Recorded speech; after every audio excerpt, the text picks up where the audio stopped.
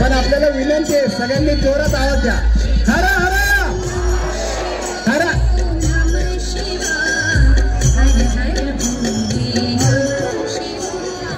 हर हर हर हर. पहा आपलं देवस्थान वरती, आपण खाली देवापर्यंत आवाज जायला पाहिजे. हर हर हर हर. मी नंदकिशोर भावसार आपल्या सगळ्यांना एक विनंती करण्यासाठी या ठिकाणी आलेलो आहे. नाशिक शहरातील 600 मंदिर देवस्थान आपण एकत्र केलेले आहेत. त्यामध्ये आपण ज्या कपालेश्वर मंदिर जवळ उभा आहात त्याचप्रमाणे पंचवटीतील बरेच मंदिर आहेत.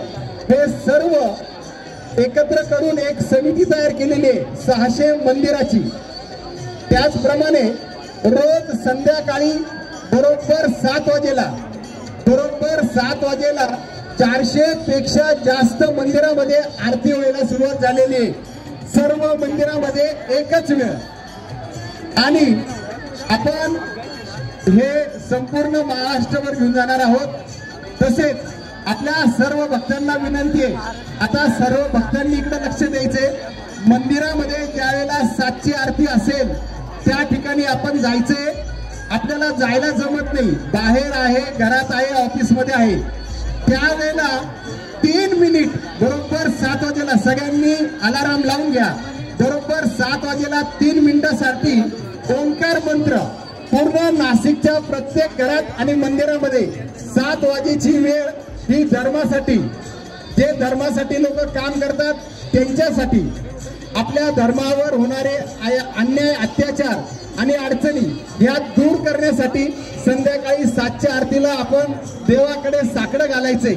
आपल्याला खास विनंती आहे सगळ्यांना की सगळ्यांनी बरोबर 7 वाजेला, तुम्ही कुठे असाल, कुठे गाडीमध्ये असाल, ऑफिसला असेल, घरी असाल, त्यावेळेला बरोबर 3 मिनिटासाठी ओंकार मंत्र म्हणायचंय. हर हर. आपल्याला ही संकल्पना आवडली असेल तर आपल्या घरात, मित्रांजवळ, आपल्या सोसायटीमध्ये सुरू करा.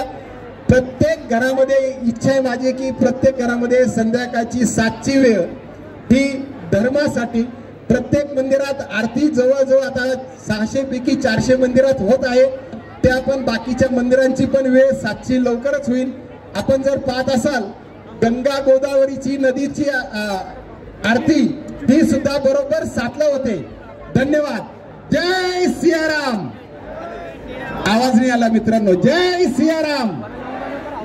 जय सियाराम. धन्यवाद.